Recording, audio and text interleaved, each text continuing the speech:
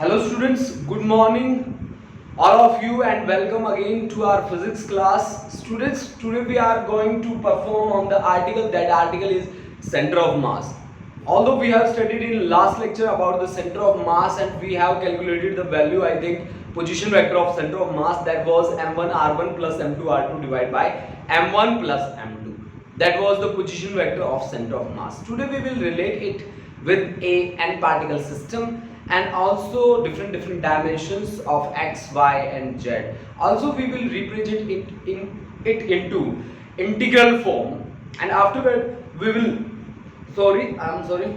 after that we will perform on the article, that is center of mass of a thin uniform rod, and after that we will talk about the center of masses of different defined structured bodies. After that we will deal with the law of conservation of a linear and angular momentum. तो आज का हमारा ये lecture रहेगा. Starting हमारी जो है starting है किस टॉपिक से? वो टॉपिक है आपके सामने centre of mass of a two particle system, जिसको हमने कल भी पढ़ा था बच्चा लोग. कि हमने क्या पढ़ा था कि हमारे पास एक टू पार्टिकल सिस्टम था. उस सिस्टम के साथ हमने कैसे डील किया था, एक बार उसकी ब्रीफिंग मैं आपको दे देता हूँ. पूरा एक्सप्लेन नहीं कर रहा मैं आपको ब्रीफिंग दे रहा हूँ. बहुत सारे बच्चों के डाउट्स अगर हैं तो वो क्लियर हो जाने हैं इस कॉन्सेप्ट से. This is the reference point जिसके विद रिस्पेक्ट हम सारी कैलकुलेशन करते हैं. ये आपके पास है हॉरिजॉन्टल और ये है वर्टिकल एक्सिस. हमने एक टू पार्टिकल सिस्टम लिया था. मान लीजिए इस बार मैं थोड़ा सा फैला के ले रहा हूं इसको इस तरह से. एक पार्टिकल यहां पे बैठा था जिसका पोजीशन वेक्टर था r1, और एक पार्टिकल आपके पास यहाँ पे बैठा था जिसका पोजीशन वेक्टर हमने माना था r2. This is particle A of mass m1, particle B of mass m2. ठीक है, ये हमारे पास था एक टू पार्टिकल सिस्टम जिनके पोजीशन वेक्टर थे हमारे पास r1 और r2. यहाँ हमने इन दोनों को मिलाने वाली लाइन के बीच में क्या लिया था, इस तरह से. This is the position vector of centre of mass. This is position vector of centre of mass. This is capital R. यहां पे हमने क्या कहा था बच्चा लोग? हमने कहा था कि एक्सटर्नल फोर्स हमने इसके ऊपर लगाई है कितनी, F1, और इसके ऊपर एक्सटर्नल फोर्स हमने लगाई है कितनी, F2. एक हमने एक्सटर्नल फोर्स लगाई है F1 और दूसरी एक्सटर्नल फोर्स है जो मास m2 पे है, दैट इज F2. और इंटरनल फोर्सेस भी काम कर रही हैं. इंटरनल फोर्सेस A के ऊपर B पार्टिकल लगा रहा है, B के ऊपर A पार्टिकल लगा रहा है, लेकिन इंटरनल फोर्सेस का रिजल्टेंट हमेशा हम क्या लेते हैं, जीरो लेते हैं. तो मैंने कहा था कि टोटल एक्सटर्नल फोर्स, देखो बच्चों, अगर मैं बात करता हूं ना F1 की, तो सिंपल भाषा में F1 मेरा क्या होना चाहिए, rate of change of linear momentum of particle of mass m1 with respect to time. अब P1 क्या है? P1 आपके पास है मास इनटू वेलोसिटी. वेलोसिटी है V1. अब V1 की वैल्यू यहां पे क्या आएगी? V1 की वैल्यू आएगी dr1 बाय dt. ठीक है, अगर मैं ये वैल्यू यहां पे रख दूं तो मेरे पास F1 जो आता है वो आता है m1 d square r1 divide by dt square. Similarly F2 भी मेरे पास क्या आएगा? F2 आएगा मेरे पास m2 d square r2 by dt square. This is F2. यानी कि टोटल एक्सटर्नल फोर्स किसके बराबर बनता है मेरे पास? टोटल एक्सटर्नल फोर्स बनता है F is equal to F1 plus F2, that is equal to, यानी कि आप क्या कहोगे, F1 प्लस F2 की वैल्यू कितनी आ जाएगी, m1 d square r1 by dt square plus m2 d square r2 by dt की पावर 2. ये हमने लास्ट टाइम हमने इस पे वर्क किया था बच्चों, इस कॉन्सेप्ट पे. तो मैं आपको एक हल्की सी ब्रीफिंग प्रोवाइड कर रहा हूँ. हालांकि इंटरनल फोर्सेस भी यहाँ पे बनते थे और हमारे पास बहुत अलग से कॉन्सेप्ट आता था, ठीक है। अब देखो भाई, आगे हमने क्या कहा, हमने कहा कि जितनी भी फोर्सेस आप लगाते हो ना, वो सारी की सारी सेंटर ऑफ मास पे एक्ट करती है। अगर सेंटर ऑफ मास पे सारी फोर्स एक्ट करती हैं तो this F1 plus F2 must act on C भी द सेंटर ऑफ मास, यानी कि यहाँ पे उसकी वैल्यू क्या बननी चाहिए, F की वैल्यू बननी चाहिए F is equal to mass into acceleration. Mass कितना है m1 प्लस m2 और इनटू एक्सेलरेशन किसका, एक्सेलरेशन, यहां पे मास इनटू एक्सेलरेशन, ये एक्सेलरेशन होगा acceleration of centre of mass, acceleration of centre of mass, centre of mass. Acceleration actual में क्या होता है बच्चा पार्टी, एक्सेलरेशन होता है rate of change of velocity with respect to time, और वेलोसिटी क्या होता है d by dt of v as it is रख लो, तो d by dt of v की वैल्यू होती है dr, r क्या है, अब कैपिटल R है, r क्या है position vector of centre of mass, अगर इसको अंदर लेके जाओ तो d square r by dt square that is equal to acceleration, ठीक है। तो यहां से एक्सेलरेशन की वैल्यू अगर मैं पुट कर दूं, यहां पे इसको इक्वेशन 1 मान लीजिए, और यहां f is equal to m1 plus m2 into acceleration है आपके पास d square r by dt square से, दैट इज इक्वेशन नंबर 2। ये हमारे पास दो इक्वेशन बनी थी बेटा लास्ट टाइम जो हमने काम किया था। अब आप इन दोनों को इक्वेट कर लो, क्योंकि वो भी फोर्स है ये भी फोर्स है, आप इक्वेट करोगे 1 एंड 2 को और आपके सामने एक रिजल्ट निकल के आ जाएगा, ठीक है। ये देखिए आपके सामने एक रिजल्ट आएगा, इक्वेट कर लीजिए 1 एंड 2 को, इक्वेट 1 एंड 2, 1 एंड 2 को जैसे ही आप इक्वेट करेंगे आपके सामने ये मास तो कांस्टेंट क्वांटिटी है m1 d square r1 by dt square plus m2 d square r2 by dt square that is equal to m1 plus m2 d square r by dt की power 2, d square r by dt square, ठीक है।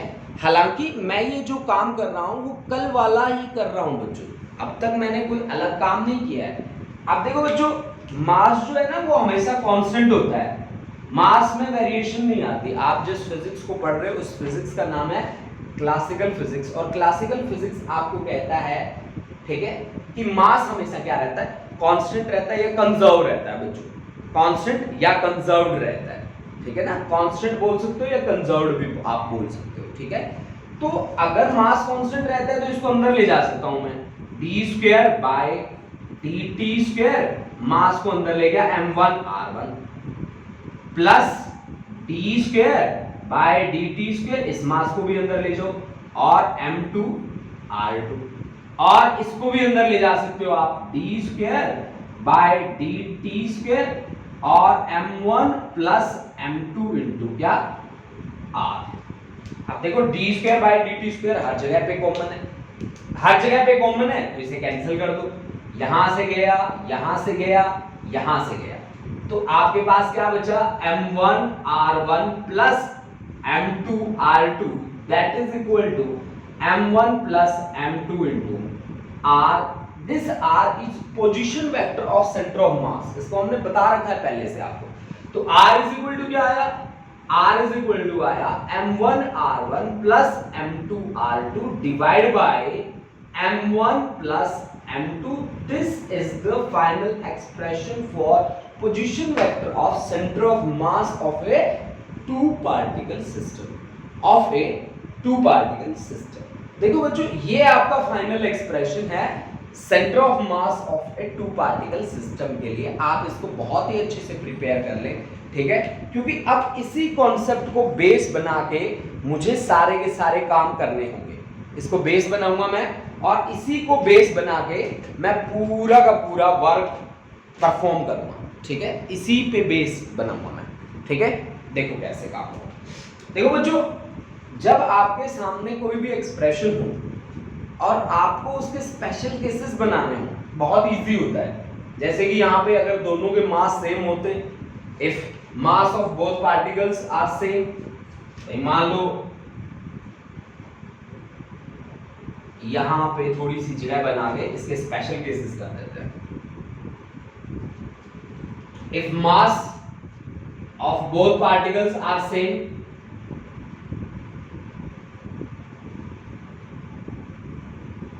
both particles are same, अगर mass same हो तो आपका m1 is equal to m2, say that is equal to m, तो आपके पास position vector of centre of mass क्या बन जाएगा, mr1 plus mr2 divide by m plus m, that is 2m, यानी कि ये बन गया आपके पास r1 plus r2 divide by 2, this is centre of मास। ठीक है, ये आपके पास क्या बन जाएगा, सेंटर ऑफ मास बन जाएगा। ठीक है, यानी कि आप यहाँ पे स्पेशल केसेस के साथ डील कर सकते हैं अगर आपको थोड़ी बहुत बातें, मतलब आपको अपने आप से सोचना है। ठीक है, अब देखो ये हमारा है टू पार्टिकल सिस्टम जिसके साथ मैं डील कर रहा हूं, that is a two particle system purely. मैं सीधी सीधी बात करता हूं कि ये आपका टू पार्टिकल सिस्टम है, सीधा सीधा बिना घुमाए। ठीक है, बिना कोई बात इधर उधर की करे, सीधा सीधा आपके पास टू पार्टिकल सिस्टम है। ठीक है, अगर ये टू पार्टिकल सिस्टम है तो क्या मैं इसकी कनेक्टिविटी एन पार्टिकल सिस्टम के साथ कर सकता हूं? बिल्कुल कर सकता हूं। एन पार्टिकल सिस्टम के साथ मैं कैसे इसकी कनेक्टिविटी कर सकता हूं? देखो अभी देखो, ये तो दो पार्टिकल थे, अगर हमारे पास एन पार्टिकल होते तो क्या होता, चलो देखते हैं। अब इसी में करेंगे हम कॉन्सेप्ट को कंप्लीट। ठीक है, हम कोई भी एक्स्ट्रा कोई काम नहीं करेंगे, कोई एक्स्ट्रा एफर्ट्स नहीं करने हमें, बस इसी में चलना है।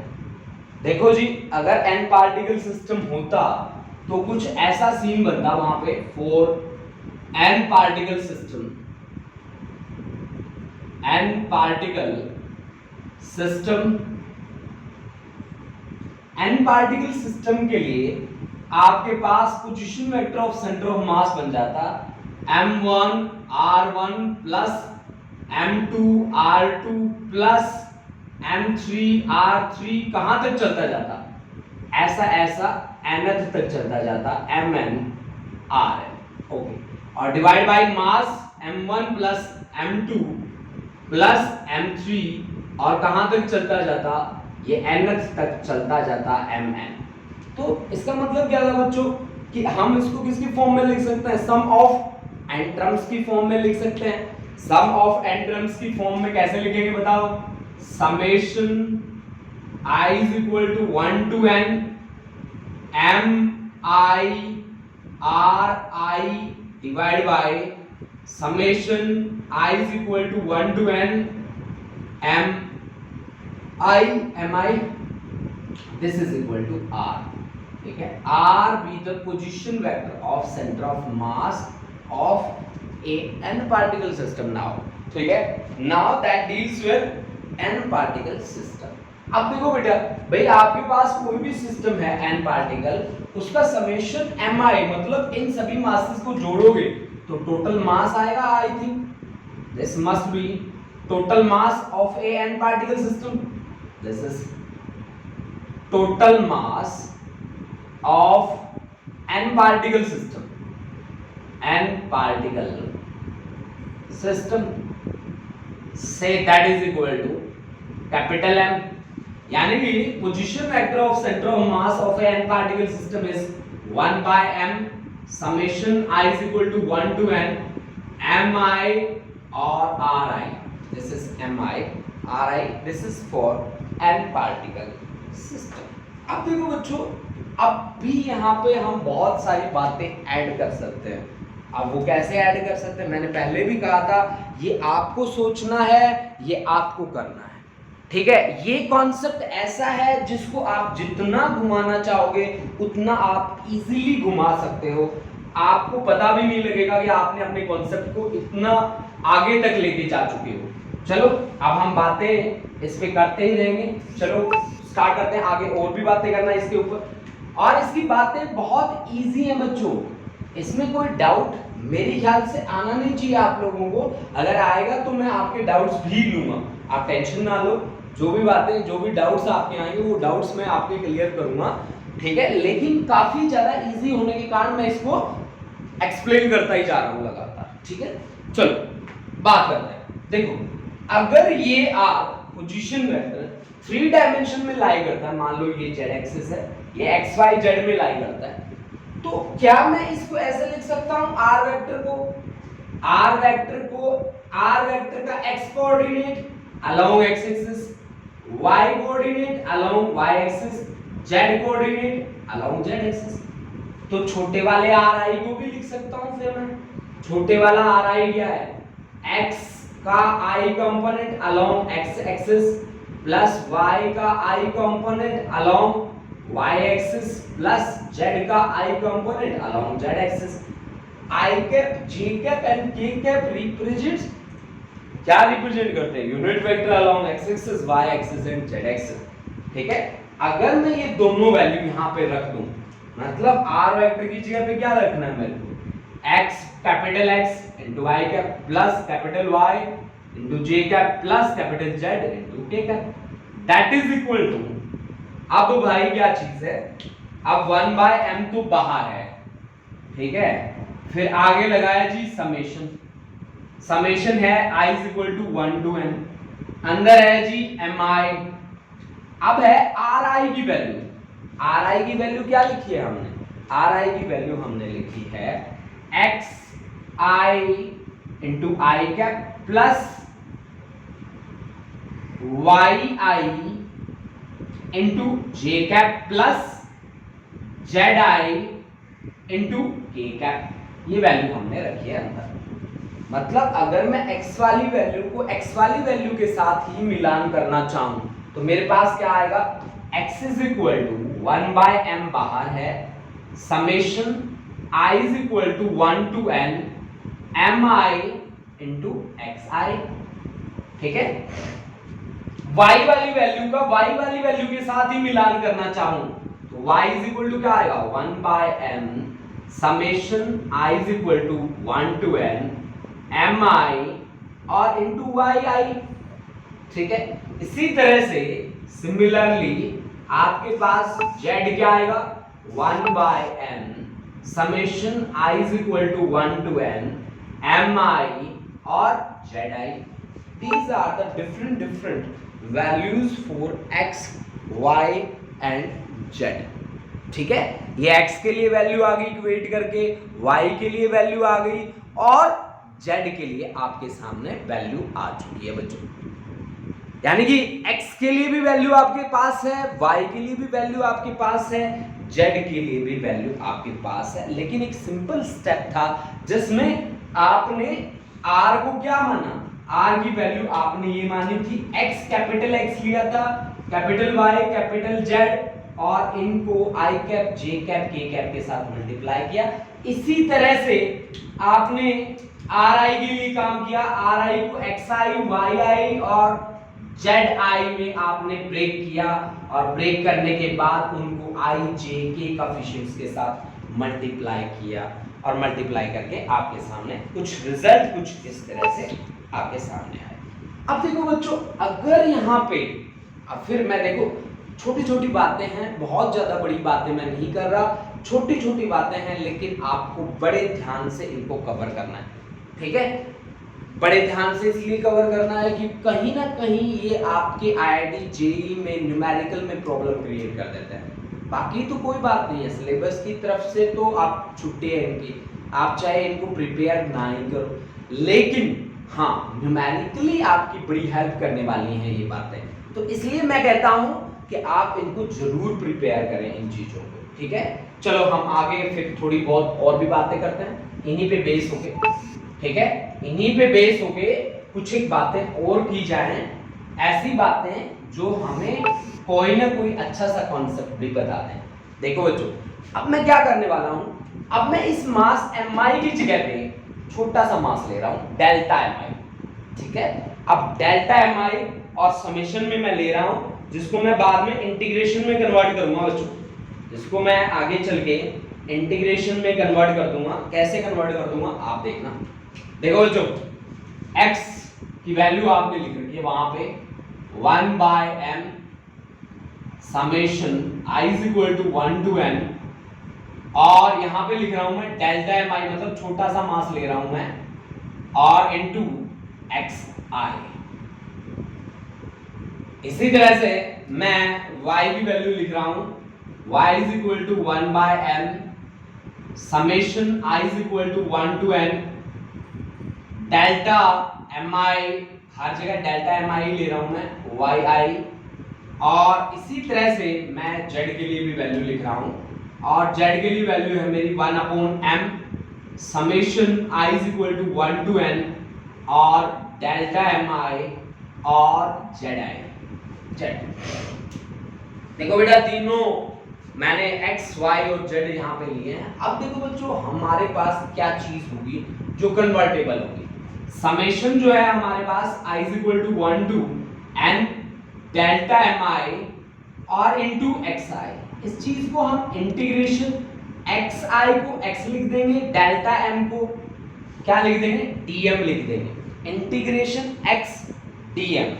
इसी तरह से समेशन हमारे पास जो रहेगा i is equal to 1 to n delta M I Y I, इसको भी मैं इंटीग्रेशन y dm लिख दूंगा, और summation i is equal to 1 to n delta M आई और जेड आई, इसको समेशन की जगह इंटीग्रेशन में मैंने क्या कर दिया, कन्वर्ट कर दिया। समेशन की जगह मैंने इंटीग्रेशन में कन्वर्ट कर दिया।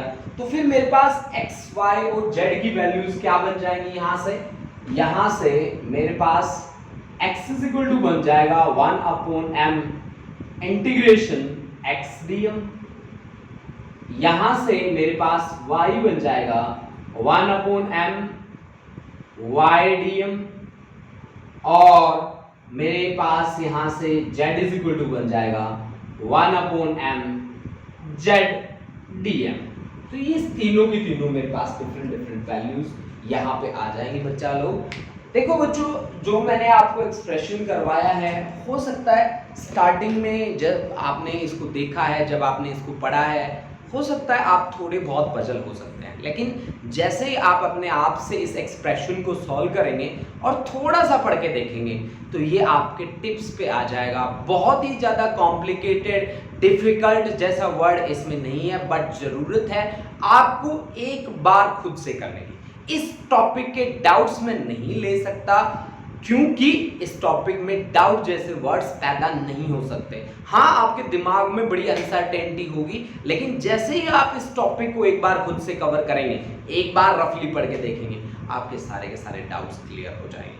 तो ये टॉपिक आप मेरे को बताएंगे कितने बच्चों को समझ में आ चुका है। अगर जितने बच्चों को समझ में आ चुका है, इतने बच्चे तो मेरे को जरूर बताएं कि हाँ जी सर, हमें समझ में आ चुका है, ठीक है, ताकि मुझे पता चल जाए कि कितने बच्चे हैं यहाँ पे जिन्होंने अभी कवर कर दिया इसको, जिनको बाद में जरूरत ना पड़े। अंशिका, पाउलप्रीत, विषम, पूनम, ईशान किशोर, गुरलीन, रोमिका, अंशिका, महक, मनवीर, अंशु पठानिया, संस्कृति, सुखलीन, जसलीन, चेतनदीप, वंशिका, खुशदीप, अनमोल, हरलीन, सहज, नवदीप, विषम, अवी और प्रियंका, निधि, तरनप्रीत, परवीन कौर, हरकमलप्रीत सिंह, हरमनदीप कौर, दविंदर सिंह, चलो बहुत बढ़िया, मान्य, नवनीत कौर, वेरी गुड, बहुत बढ़िया, शान, पलविंदर सिंह, अमरवीर कौर, सुप्रेना कौर, सलोनी सलारिया, सहज, चेतनदीप सिंह। बेटा यहाँ एक चीज और देखो, जिन बच्चों की अटेंडेंस अब तक मार्क नहीं हुई है, प्लीज अपनी अटेंडेंस बोलते जाओ साथ साथ, ठीक है। जिनकी अटेंडेंस मार्क नहीं हुई है, प्लीज अपनी अटेंडेंस एक बार बता दो मुझे, ताकि जो बच्चे रहते हैं मैं उनकी अटेंडेंस मार्क कर लूँ। जो बच्चे बाद में आए हैं, क्योंकि जब मैंने बच्चों छोड़ा था तो अब मेरे को दिख रहे हैं 41 लाइव बच्चे दिख रहे हैं। तो जिन जिन बच्चों की अटेंडेंस मार्क नहीं हुई है वो अपनी अटेंडेंस मार्क कर दो अभी, कमेंट बॉक्स ओपन है, मैं अभी आपकी अटेंडेंस लगा देता हूं, ठीक है। प्रेजेंट सर लिख के भेज दो ताकि मुझे पता चल जाए कि अब जो बच्चे आए हैं या बाद में थोड़ा लेट हो गए थे बच्चे, ठीक है, तो उनका मुझे पता चल जाए।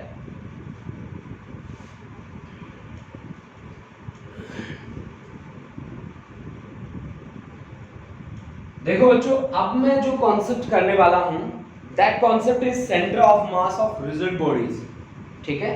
सेंटर ऑफ मास में निकालूंगा। हाँ जी, मैं एक बार अटेंडेंस ले लेता हूं। मनवीर फ्रॉम 11C, हरमनप्रीत सिंह, ठीक है, अभी 11C, मान्य, संस्कृति,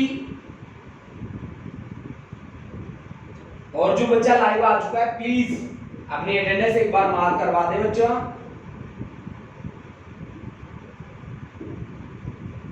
और कोई नहीं आएगा, चलो अगर आया तो कोई बात नहीं, आपके पास 5 मिनट्स हैं, आप अपनी अटेंडेंस मार्क करवा सकते हो।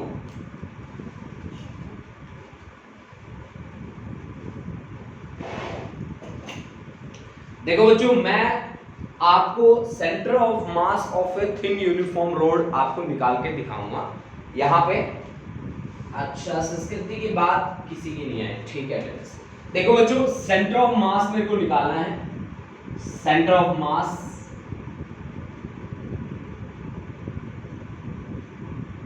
Of a thin uniform road, uniform road, thin uniform road.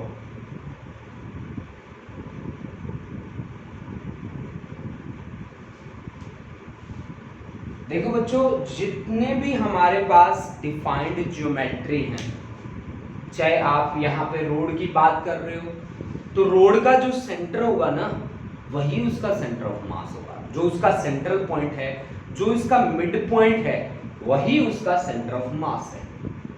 अगर मैं कोई भी स्फीयर ले लूं, स्फीयर का जो सेंटर है वही उसका सेंटर ऑफ मास है। यानी कि जो जितनी भी मेरे पास डिफाइंड ज्योमेट्रीज हैं, डिफाइंड जो हैं, इरेगुलर शेप की मैं बात नहीं कर रहा। भाई आप पत्थर का टुकड़ा तोड़ के ले आए मेरे सामने और कहते हो कि सर बताओ इसका सेंटर ऑफ मास क्या है, नहीं, मैं उसकी बात नहीं कर रहा, मैं डिफाइंड की बात कर रहा हूँ। जैसे रेक्टेंगुलर शेप है, जैसे स्फेरिकल है, सिलेंड्रिकल है, कॉन लाइक है, ठीक है, मेरे पास ट्राइंगल दे रखी है, कोई ना कोई इक्विलेटरल ट्राइंगल दे रखा है, ठीक है। तो इस तरह की जो डिफाइंड ज्योमेट्री हैं, उनके सेंटर ऑफ मास उनके सेंट्रल पॉइंट ही बनेंगे। तो एक बात मैं आपको प्रूव करके दे रहा हूं कि centre of mass of thin uniform road उसका सही में मिड पॉइंट ही है, ठीक है। ये बात मैं आपको प्रूव करके दे रहा हूं, ठीक है। हाँ जी, सलोनी बेटा, ठीक है, आपकी अटेंडेंस लग जाएगी। सिमरनजीत कौर 11C, ठीक है बेटा, आपकी अटेंडेंस हो जाएगी। Centre of mass of a thin uniform road मुझे निकालना है बच्चों। देखो मैं कैसे काम करूंगा। ये मेरे पास एक रोड है, मान लो ऐसी, जिसकी लेंथ है L। अब आप लेंथ एलिमेंट किसे कहते हो? जिसका क्रॉस सेक्शनल एरिया क्या हो, उसके लेंथ के कंपैरिजन में बहुत ज्यादा कम हो। ये है आपके पास एक रोड, ठीक है। इसका x कोऑर्डिनेट मान लो, यहां से हमने एक्सिस मान ली, ये एक एक्सिस हमने ले ली, से दैट इज AB, और इसकी जो लेंथ है यहां पे, that having the coordinates 0 0, और यहाँ पे फाइनल x आपके पास है L और y कोऑर्डिनेट है आपके पास 0, L और 0 हमने मान लिया। अब हमने क्या करना है, इसका मास मानना है कि let mass of road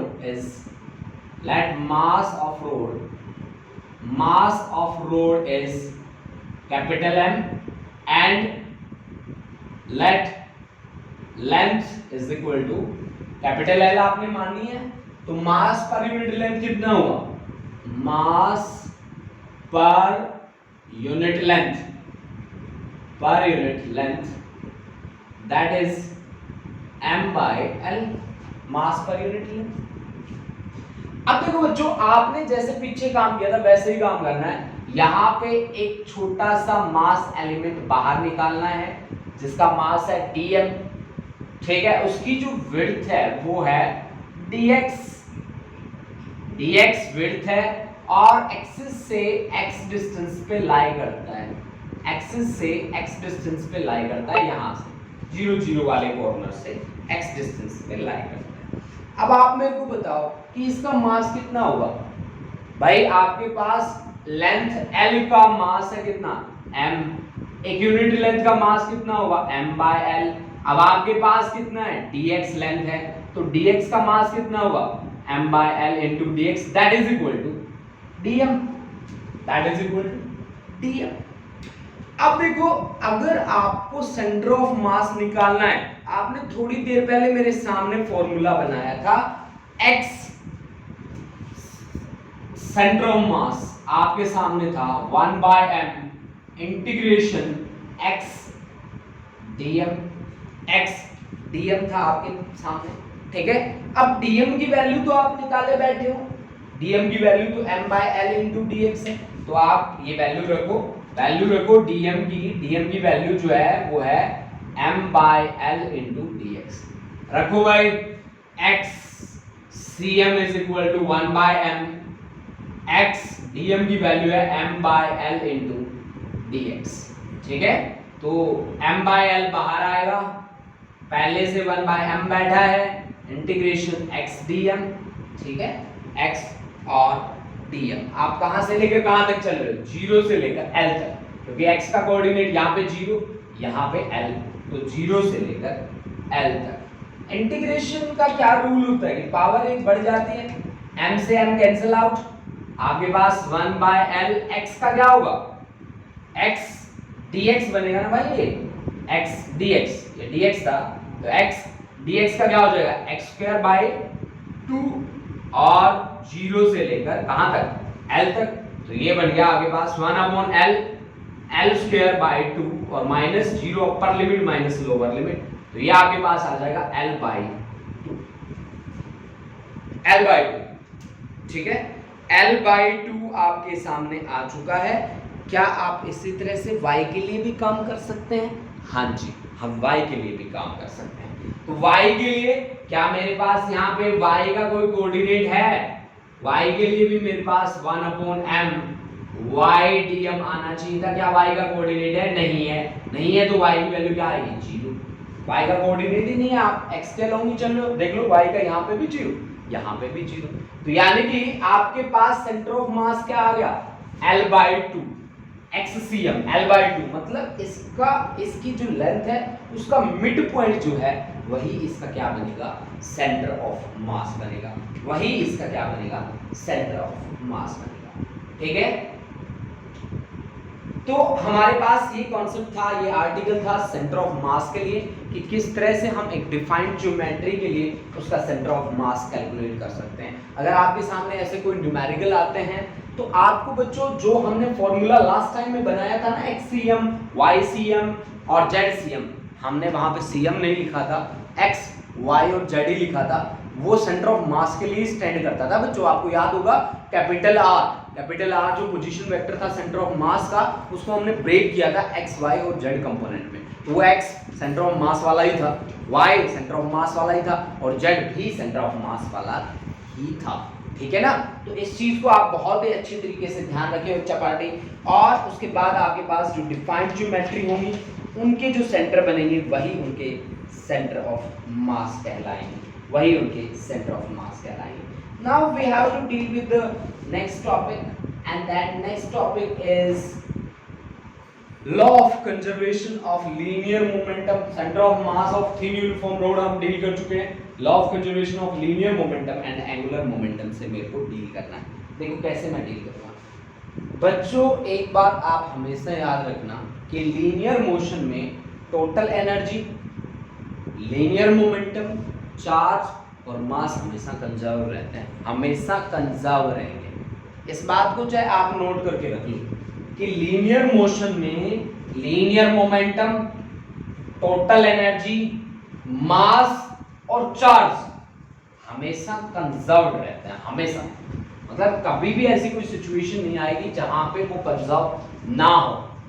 हाँ, आप जब क्वांटम फिजिक्स में चले जाते हो, क्लासिकल से जंप करके क्वांटम में चले जाते हो, वहां बहुत सारे कॉन्सेप्ट आते हैं जो हमें कहते हैं कि mass is a variable quantity, ठीक है। और वहां पे जो आपने काम किया था फोर्स के लिए, आप फोर्स के लिए कैसे काम करते थे? आप कहते हो कि force is dp by dt, कहते हो ना बच्चों? सभी बच्चे कहते हैं, सभी ने फॉर्मूला रटा है न्यूटन का सेकंड लॉ जो हमें बताता है फोर्स की value, that is dp by dt, and this p is actually mass into velocity and d by dt of mass into velocity। हम क्लासिकल फिजिक्स, हम जो फिजिक्स पढ़ते हैं उसमें हम क्या करते हैं, मास को कांस्टेंट मानते हैं, dv by dt को हम क्या मान लेते हैं, एक्सेलरेशन होता है, एक्सेलरेशन है, तो this is mass into acceleration. आ गया, बस ये रिजल्ट बनता है। लेकिन एक्चुअल में क्या है पता है आप लोगों को? एक्चुअल में जो रिजल्ट है वो है F is equal to d by dt of mass into velocity। एक बार mass constant dv by dt plus एक बार velocity constant dm by dt। This is the actual definition of force. ये है एक्चुअल डेफिनेशन फोर्स की, ठीक है। अगर मैं एक्चुअल में बात करूं कि एक्चुअल डेफिनेशन क्या है उसकी, तो एक्चुअल डेफिनेशन तो ये है बच्चों, ठीक है ना। लेकिन हम यहाँ पे क्लासिकल फिजिक्स पढ़ रहे हैं, हम क्वांटम फिजिक्स नहीं पढ़ रहे। तो क्लासिकल फिजिक्स में जितनी भी बातें होती हैं, मास को क्या दिखाया जाता है, कांस्टेंट दिखाया जाता है। आप आगे चल के देखोगे कि mass is a variable quantity and that varies according to the relation m is equal to m not upon under root of 1 minus v square upon c square. This is the formula with the help of which mass varies with respect to velocity। आप भी बहुत सारे numericals करोगे, ठीक है। कहीं ना कहीं जो बच्चा IIT JEE नीट की तैयारी कर रहा है उसके सामने ऐसे ऐसे न्यूमेरिकल्स आएंगे जहाँ पे ये कॉन्सेप्ट अप्लाई होगा, जहाँ मास वैरी करेगा। m not is the rest mass, m is the mass when object is moving with velocity v and c is always velocity of light। जहाँ पे भी c दिख जाए आप समझ लेना this is the speed of light that having the value 3 × 10⁸ metre per second. Now we will talk about the concept, that concept is law of conservation of linear momentum. Students, मैं आपको एक सीधी सीधी बात बताता हूँ, बहुत ज़्यादा घुमा के मैं बातें नहीं करता। मैं आज भी आपको बहुत छोटी सी बात में समझा दूंगा कि law of conservation of linear momentum कहाँ अप्लाई होगा और कैसे अप्लाई होगा, ठीक है। तो ये बात देखिए क्या है, कैसे मुझे एक्सप्लेन करनी है। देखो, law of conservation of linear momentum मेरे पास है, law of conservation of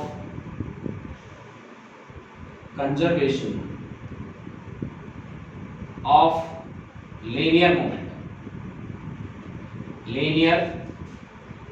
momentum. इसके लिए ज्यादा दूर भागने की जरूरत नहीं है, इसके लिए सीधी सीधी बात आपको करनी है कि momentum remains constant in each and every situation. Linear momentum जो है वो कांस्टेंट रहेगा in each and every situation, but there is one particular situation. वो पर्टिकुलर सिचुएशन क्या है मैं आपको बता देता हूं। आप मुझे कहते हो कि सर न्यूटन का सेकंड लॉ कहता है F is equal to dp by dt। This is the force acting on a single particle students. This force is the force acting on a single particle। If force acting on a single particle becomes equal to 0। अगर कोई force ही act ना करे तो आपके पास dp by dt क्या होगा भाई? dp by dt क्या हो जाएगा? 0। which implies dp is 0। dp 0 के क्या मतलब है? dp क्या है? change in linear momentum। change in linear momentum is equal to 0। what it mean? कि linear momentum is constant। linear momentum is constant। linear momentum is constant को conserve बोलते हैं भाई। तो linear momentum is constant और conserved if force acting on a single particle becomes 0। अगर force जो single particle पे वर्क कर रही है वो 0 हो जाए, in that situation momentum is conserved। momentum is conserved only when the force acting on the single particle becomes equal to zero.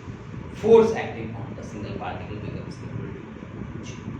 बच्चों आपको इस बात पे बेस होकर न्यूमेरिकल दिए जा सकते हैं कि आपके पास एक फोर्स दे रखी है, मान लो आपको फोर्स दे रखा है 3x² plus 4y², 3x² plus 4x plus 6, ठीक है। तो आपके पास जो है वो मोमेंटम, आपको आपकी मोमेंटम कंजर्व्ड है, तो F इज इक्वल टू क्या होगा आपके सामने, F is equal to dp by dt होगा। अगर आपको मोमेंटम यहीं से निकालनी पड़ जाए तो आप कैसे कैलकुलेट करोगे, F की वैल्यू है 3x² plus 4x plus 6 that is equal to dp by dt।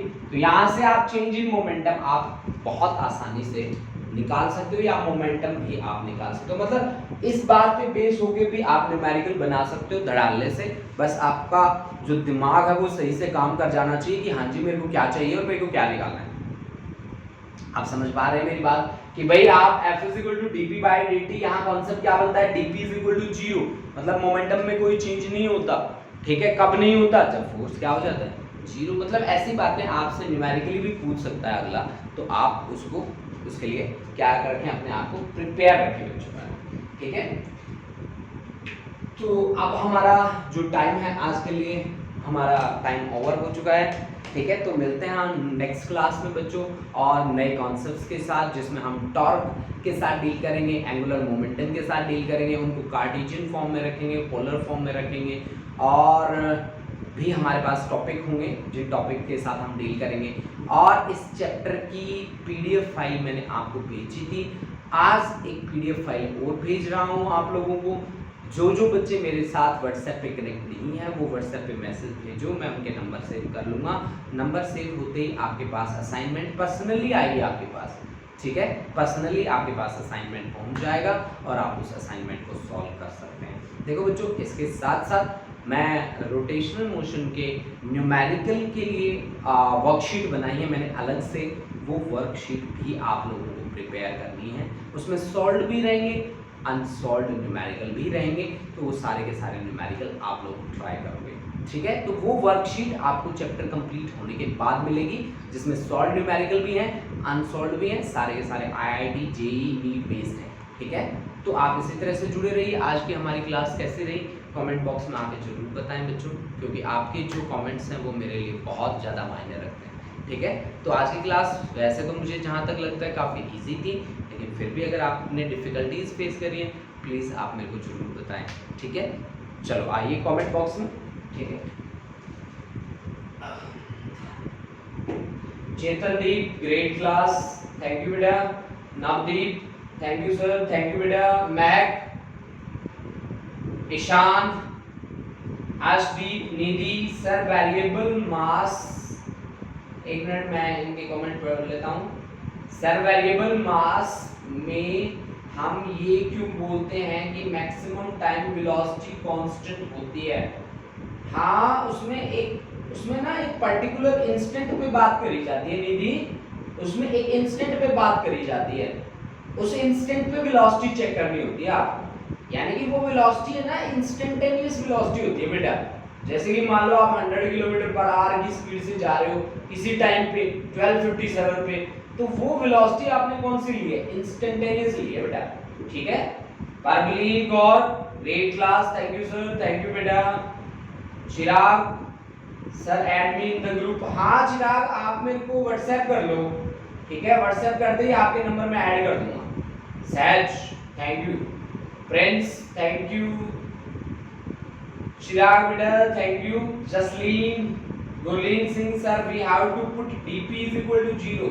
हाँ, dp इज इक्वल टू 0 रखोगे तभी तो आपकी मोमेंटम जो है वो कंजर्व रहेगी।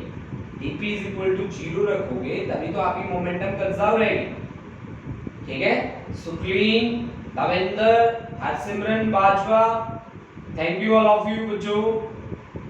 अंशिका, ठीक है बेटा, बहुत बढ़िया।